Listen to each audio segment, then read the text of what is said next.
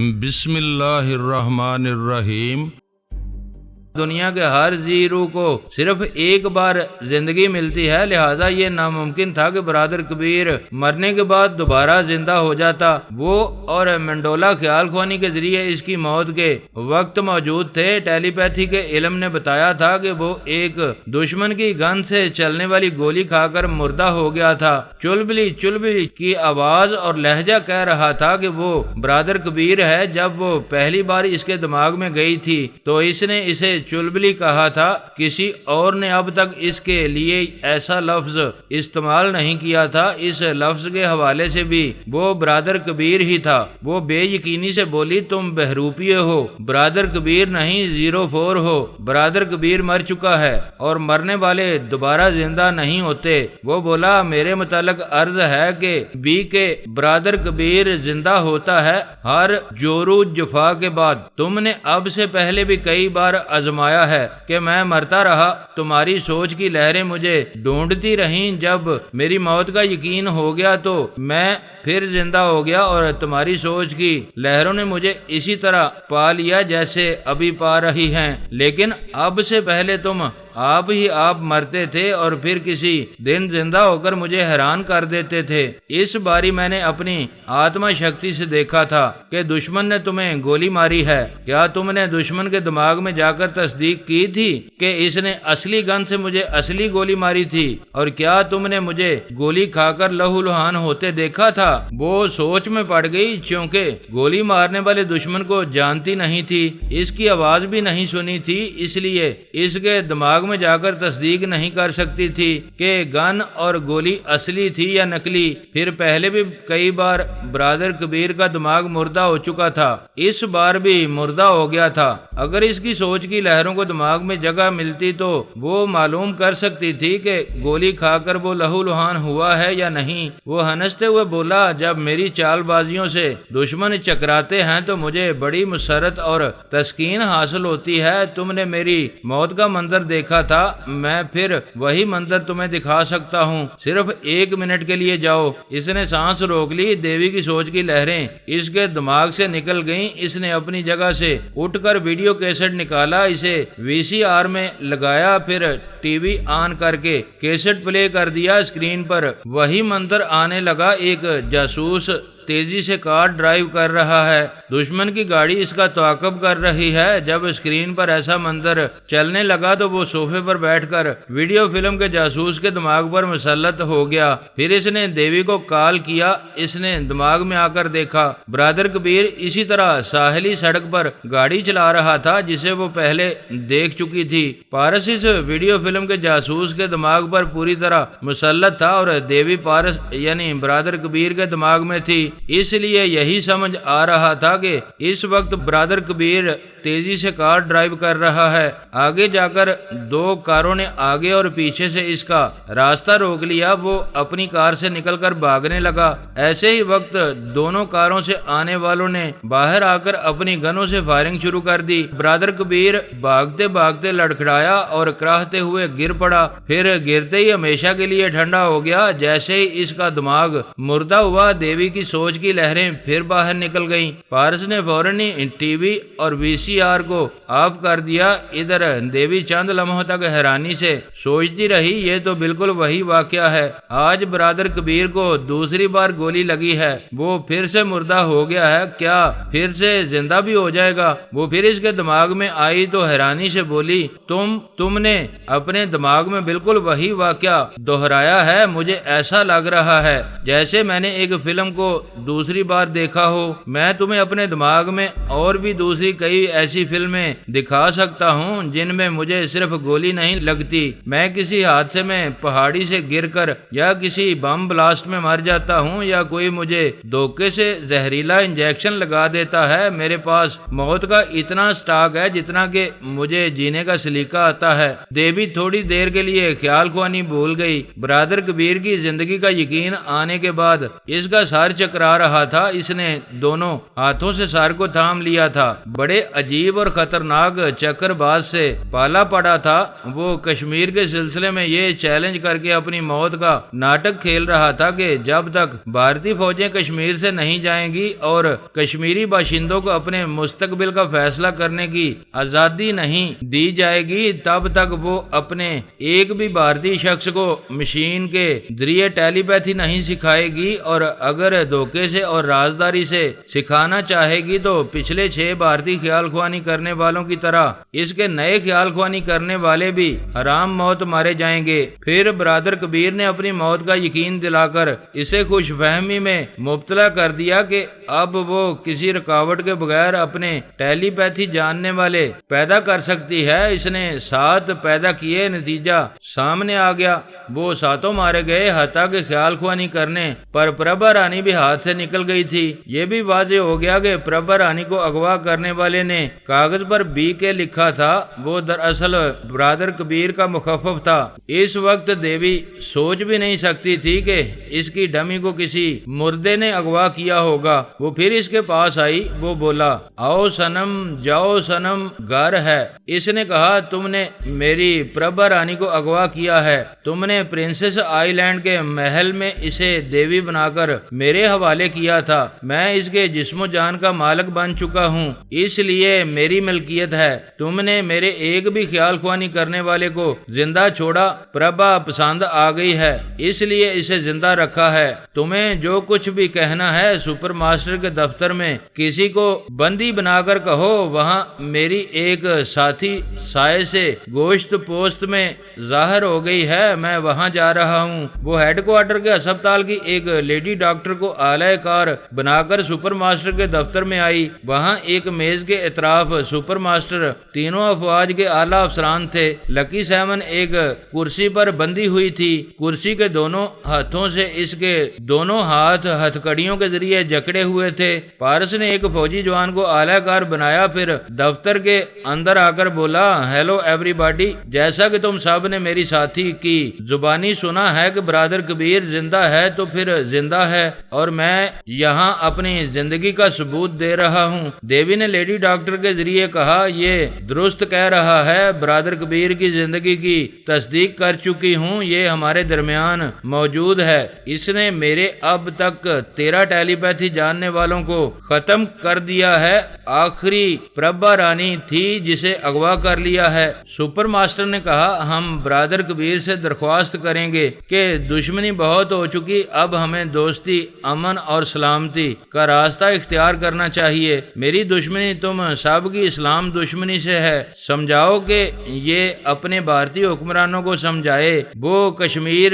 میں دہشت گردی کرنے سے باز آ جائیں۔ دیوی نے کہا، یہ بھارتی حکمرانوں کے معاملات ہیں، سیاسی برتری چاہتا ہے جغرافیائی سرحدوں کے اعتبار سے، اس کے لیے کشمیر بہت اہم ہے۔ میں اپنے دیش کے ایسے معاملات میں مداخلت نہیں کروں گی، تو پھر ٹرانسفارمر مشین کے تمام پرزے کھول کر رکھ لو، اب وہ کام نہیں آئے گی۔ اسے کام میں لانا چاہو گے تو میں اپنے مجاہدین کو سایہ بنا کر اس مشین سے گزارتا رہوں گا، اپنے خیال خوانی کرنے والوں کی تعداد بڑھاتا رہوں گا اور تمہارے خیال خوانی کرنے والوں کو جہنم میں پہنچاتا رہوں گا۔ دیوی نے کہا، تمہارا خیال ہے کہ میرے ٹیلی پیتھی جاننے والوں کی زندہ چھوڑا گیا تو وہ کشمیر میں جا کر وہاں کے مجاہدین کو تنویمی عمل کے ذریعے اپنا غلام بنا لیں گے؟ یہ کام تو میں بھی کر سکتی ہوں، کشمیر کے تمام جہاد کرنے والے اور دیگر اہم مسلمانوں کو اپنا تابع دار بنا سکتی ہوں۔ کیا تم میرا کچھ بگاڑ سکو گے؟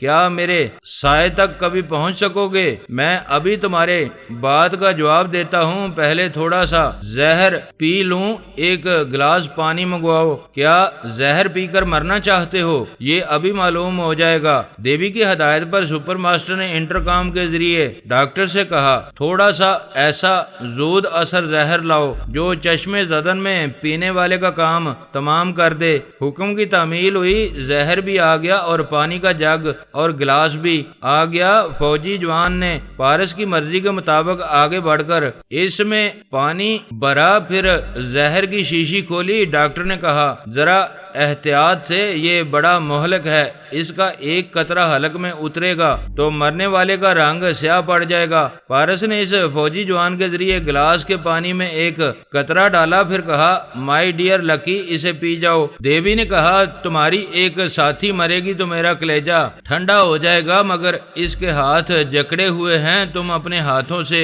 پارس نے کہا اسے دنیا کی کوئی زنجیر جکڑ نہیں سکتی۔ وہ سب نے بڑی حیرت سے دیکھا۔ لکی سیمن نے بڑی آہستگی اور آرام سے اپنا ایک ہاتھ کھینچ کر ہتھکڑی کے تنگ دائرے سے نکال کر اس کے بعد دوسرا ہاتھ بھی اسی طرح آسانی سے نکالا، پھر اپنے ہاتھوں سے گلاس کو تھام کر اسے ہونٹوں سے لگایا، پھر گٹا گٹ زہریلا پانی پی کر گلاس خالی کر دیا۔ وہ سب شدید حیرانی اور بے یقینی سے دیکھ رہے تھے۔ اس نے گلاس میز پر رکھا، پھر اپنا ایک ایک ہاتھ ہتھکڑیوں کے دائرے میں دوبارہ ڈال کر پھر سے قیدی بن کر کرسی کی پشت سے ٹیک لگا لی۔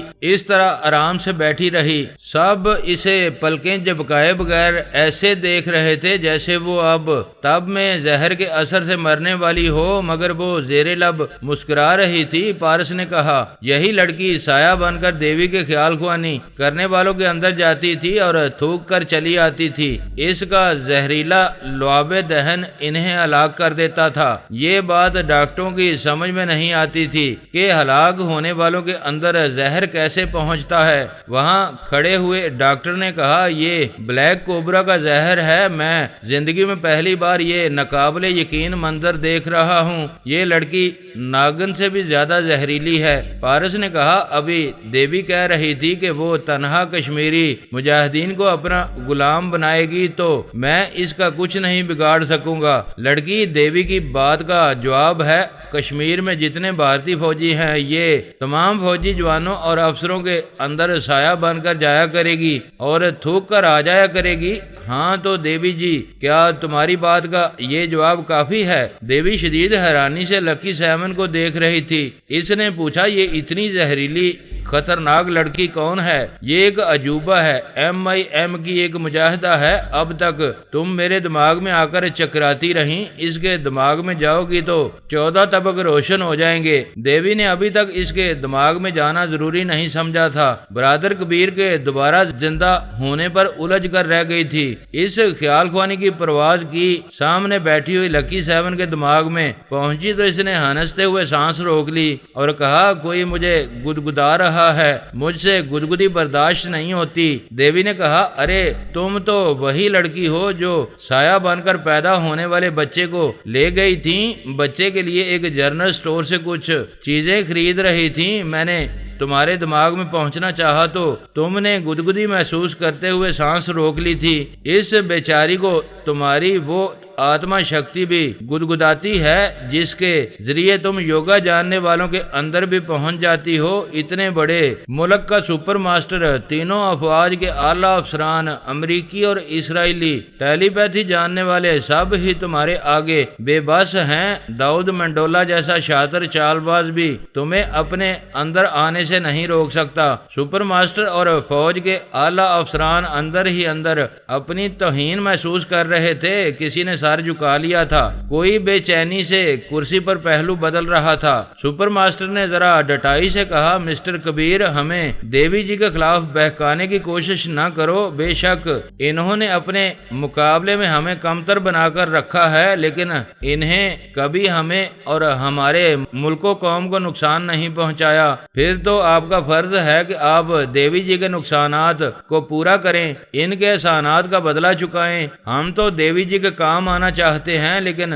تم رکاوٹ بن جاتے ہو۔ میں رکاوٹ کیسے بن سکتا ہوں جب کہ کہہ رہا ہوں کہ اس کے تمام ٹیلی پیتھی جاننے والے مارے گئے، مگر تمہارے اور اسرائیل کے ٹیلی پیتھی جاننے والے تو زندہ ہیں۔ جب تم دوسرے ممالک میں اپنی فوجیں اور اپنے ہتھیار بھیجتے ہو، رضا کرانہ طور پر اپنے ٹیلی پیتھی جاننے والوں کو دیوی جی کے بھارت اور کشمیر میں بھیج سکتے ہو۔ ایک اعلیٰ افسر نے کہا یہ تم عجیب باتیں کر رہے ہو۔ اس کے تمام ٹیلی پیتھی جاننے والوں کو ہلاک کرنے کے بعد بڑی بے رحمی سے ہمارے خیال خوانی کرنے والوں کو وہاں بھیجنے کا مشورہ دے رہے ہو۔ پارس نے کہا، سیدھی سی بات سمجھ لیا کرو، یہ میرا اور دیوی کا جھگڑا ہے۔ میں نے کشمیر سے بھارتی فوج کو ہٹانے کا وعدہ کیا ہے، کشمیریوں کو اپنے طور پر اپنے مستقبل کا فیصلہ کرنے کا حق دینے کو کہا ہے۔ یہ محترمہ بھارتی دیوی ہیں، میری شرائط پوری کرا سکتی ہیں، نہیں کریں گی تو ان کے اپنے تمام ٹیلی پیتھی جاننے والے زندہ نہیں رہیں گے۔ ہمارے آپس کے تنازع کے برابر دیوی کو امریکہ اور اسرائیل سے ٹیلی پیتھی کی بارود ملتی رہے، میں اعتراض نہیں کروں گا۔ دیوی نے کہا، برادر کبیر، مسلمان دعویٰ کرتے ہیں کہ ہم زبان سے نہیں پھرتے، کیا تم بھی یہ اجازت دے کر اپنی زبان سے نہیں پھرو گے؟ پارس نے کہا، میرا خدا ایک، میری زبان ایک۔ تم نے اسرائیلی ٹیلی پیتھی جاننے والوں کی پوری فوج کشمیر میں بھیجنی ہو، تم کشمیری مسلمانوں کا درد اپنے دل میں رکھتے ہو، امریکی اور یہودی خیال خوانی کرنے والوں کو کشمیر میں پہنچاؤ گے۔ میں خدا کو حاضر و ناظر جان کر وعدہ کرتا ہوں کہ تمہارے ٹیلی پیتھی جاننے والوں کی طرف رخ بھی نہیں کروں گا۔ اپنے خدا کا حوالہ دے کر بڑی چالاکی سے وعدہ کر کے ان خیال خوانی کرنے والوں کی طرف رخ نہیں کرو گے۔ وعدے کے پیچھے یہ گنجائش رکھ رہے ہو کہ یہ زہریلی لڑکی انہیں ہلاک کرے گی تو تم زبان کے سچے بھی کہلاؤ گے اور کاروائی بھی ہوتی رہے گی۔ یہ زہریلی لڑکی بھی امریکی اور یہودی خیال خوانی کرنے والوں کے اندر نہیں جائے گی۔ صرف یہی نہیں، میری MIM تنظیم کا کوئی بھی مجاہد، کوئی بھی خیال خوانی کرنے والا انہیں نقصان نہیں پہنچائے گا۔ دیوی نے کہا، ایک گنجائش اب بھی باقی ہے، تم کسی دوسرے کو سایہ بنا کر سپر ماسٹر اور داؤد منڈولا کے ٹیلی پیتھی جاننے والوں کو مروا سکتے ہو۔ شک کا علاج حکیم لقمان کے پاس بھی نہیں تھا۔ ہر مذہب، ہر قوم میں جھوٹے اور سچے لوگ ہوتے ہیں، اگر یقین کر سکتی ہو تو کر لو۔ میں نے خدا کو حاضر و ناظر جان کر کہہ دیا ہے کہ امریکی اور یہودی ٹیلی پیتھی جاننے والوں کو میری کسی حرکت سے نقصان نہیں پہنچے گا۔ میں یہ وعدہ بھی کرتا ہوں کہ ان کے خلاف اپنی غیر معمولی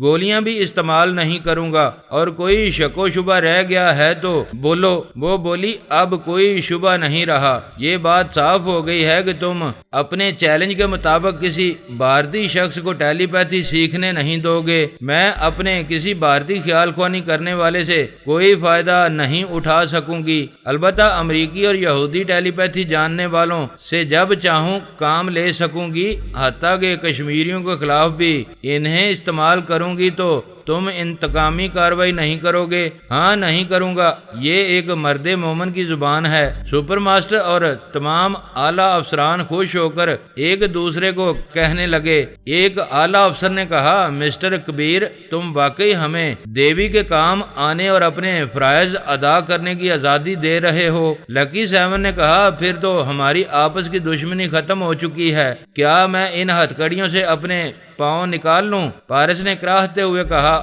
پھر پیٹ میں درد ہو رہا ہے۔ ہتھکڑیاں ہاتھوں میں پہنی جاتی ہیں، پیروں میں نہیں۔ وہ بولی، تم لوگ اتنے لمبی باتیں کر رہے تھے اور میرے ہاتھوں میں تکلیف ہو رہی تھی، اس لیے میں نے ہتھکڑیوں سے ہاتھ نکال لیے اور انہیں پیروں میں پہن لیا ہے۔ اگر سمجھوتا ہو گیا ہے تو بولو، میں رہائی حاصل کر لیتی ہوں۔ سب نے اپنی کرسیوں پر سے اٹھ کر دیکھا، اب واقعی وہ اپنے پیروں میں ہتھکڑیاں پہنے ہوئے تھی۔ دیوی نے اپنی اعلی کار لیڈی ڈاکٹر کے ذریعے دیکھا، پھر پوچھا، مسٹر کبیر، تم خود ہی کچھ کم نہیں ہو، اس پر یہ عجوبہ کہاں سے پکڑ لائے ہو؟ یہ کون ہے؟ میں بتا چکا ہوں کہ میری تنظیم کی مجاہدہ ہے، سب اسے لکی 7 کہتے ہیں، اس کے آگے نہ پوچھو۔ یہ ایک ایسا سمندر ہے جس کی تہہ سے حیرت انگیز اور عجیب و غریب موتی نکلتے رہتے ہیں۔ مائی ڈیئر لکی، ہتھکڑیوں کو پھینکو، ہم یہاں سے جائیں گے۔ اس نے پیروں سے ہتھکڑیاں نکال کر پھینک دیں۔ سپر ماسٹر نے کہا مسٹر کبیر پلیز ابھی نہ جائیں، پہلے یہ یقین دلا دیں کہ آپ کی دشمنی دیوی سے صحیح مگر آپ ہمارے دوست ہیں اور ہمیشہ دوست رہیں گے۔ جب تک تم ٹرانسفارمر مشین سے کسی بھی بھارتی کو نہیں گزارو گے میں دوست رہوں گا۔ دیوی نے کہا جب مجھے اسرائیل اور امریکہ سے ٹیلی پیتھی جاننے والے ملتے رہیں گے اور میرے مقاصد پورے ہوتے رہیں گے تو میں اپنے دیش کے کسی بھی شخص کو مشین کے پاس نہیں لے جاؤں گی۔ وہ بولا بس یہ معاملہ طے ہو گئے، اب میں لکی کے ساتھ جا رہا ہوں۔ دیوی نے کہا ذرا ایک منٹ، مجھے ایک بات کھٹک رہی ہے، چلو وہ کھٹکا بھی دل سے نکال لو، بتاؤ کیا بات ہے؟ تم مسلمان ہو، کشمیری مسلمانوں کے لیے دل میں درد رکھتے ہو۔ جب امریکی اور یہودی ٹیلی پیتھی جاننے والے ان کشمیریوں کے دماغوں میں گھس کر انہیں ہلاک کریں گے تو کیا تمہارا اسلامی جوش اور جذبہ تمہیں بے چین نہیں کرے گا؟ کوئی بھی دشمن ٹیلی پیتھی جاننے والا کسی کشمیری مجاہد کے اندر پہنچے گا تو میں ضرور بے چین ہو جاؤں گا۔ میں نے یہ سوچ سمجھ کر وعدہ کیا ہے کہ کشمیر سے تمہارے تمام ٹیلی پیتھی جاننے والوں کی لاشیں آتی رہیں گی۔ وہ سب سوالیہ نظر سے اس فوجی جوان کو دیکھنے لگے جس کی زبان سے پارس برادر کبیر بن کر بول رہا تھا۔ دیوی نے پوچھا جب تم اور تمہاری تنظیم کا کوئی فرد بھارت اور کشمیر کا رخ نہیں کرے گا تو تم ایسی تشویش میں مبتلا کرنے والی پیش گوئی بڑے اعتماد سے کس بنا پر کر رہے ہو؟ اس بنا پر کہ MIM کا سربراہ اور مجاہدین تمام ممالک کے متعلق معلومات رکھتے ہیں۔ جب ہمیں معلوم ہوا کہ ٹیلی پیتھی جاننے والوں کا باپ فرحاد علی تیمور بھارت پہنچا ہوا ہے تو ہماری تنظیم نے کشمیر کا میدان چھوڑ دیا ہے۔ سب کو جیسے سانپ سونگ گیا ہو، وہاں موت کی سی خاموشی چھا گئی۔ سپر ماسٹر اور فوج کے اعلیٰ افسران ایک دوسرے کو تشویش بری نظروں سے دیکھنے لگے۔ داؤد منڈولا بھی خیال خوانی کے ذریعے تمام باتیں سن رہا تھا۔ ان سب کی ایک ہی سوالیہ سوچ تھی کہ کیا وہ اپنے قیمتی خیال خوانی کرنے والوں کو کشمیر میں قربانی کا بکرا بنا سکتے ہیں۔ وہ دونوں آرام دہ بستر پر گہری نیند میں تھے۔ سوتے وقت بھی ان میاں بیوی کی محبت کا اظہار ہو رہا تھا۔ سائمہ کا ایک ہاتھ صابر خان کی گردن پر پھولوں کے ہار کی طرح پڑا ہوا تھا اور صابر خان کا ہاتھ سائمہ کی پتلی خامدار کمر پر رکھا ہوا تھا۔ دونوں کے چہرے ایک دوسرے کی طرف تھے لیکن آنکھیں بند تھیں۔ شاید وہ بند آنکھوں کے پیچھے خواب میں ایک دوسرے کو دیکھ رہے تھے۔